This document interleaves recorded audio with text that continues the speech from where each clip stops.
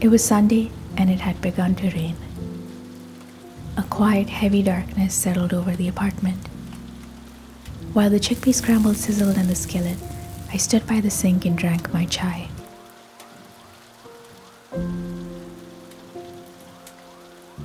Gluten-free toast, scramble, spoonfuls of apricot jam. In my journal, I wrote, "A crab and a chicken get whirled along a busy road." I wasn't sure what it meant.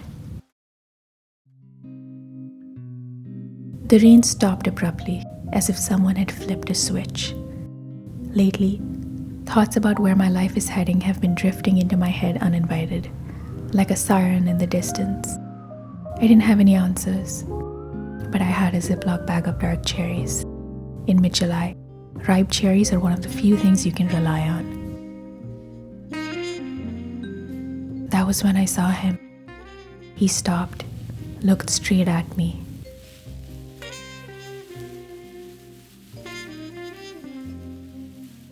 And waved a plastic chicken. The cherries were good, but I wasn't sure what was under that mask. I took it as a sign to keep walking. He was still behind me. Sometimes thoughts and people outstay their welcome. Eventually, they have to go. Back inside, I made pasta with whatever was left in the fridge.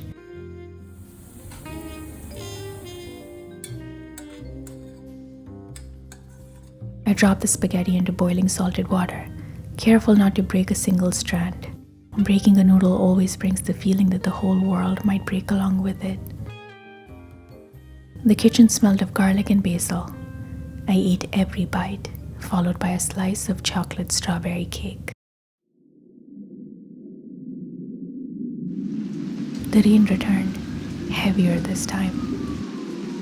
A deep, familiar melancholy came with it. The siren was getting closer. When feelings like this arrive, you just have to sit at the bottom of the well.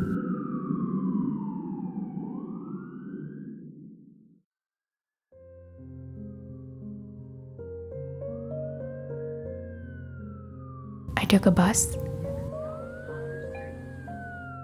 then a train, and wandered without a destination.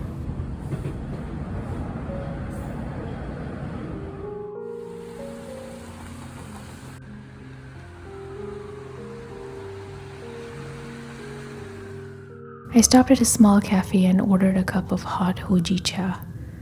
I watched people deep in conversation. Maybe they knew where they were going. Maybe they were just as lost as I was. Sometimes I visit a friend and his owner to tether me back to reality. I blew soap bubbles, watching the translucent spheres float across the room before being smashed. And just like that, the siren went silent, at least for a short while. It struck me then that no matter how strange or hollow the world gets, hunger always arrives right on schedule. Dinner was sweet potato and lentil tacos with sunflower cream. The world is confusing and overwhelming, but as long as there are tacos and cats, it's still quite beautiful.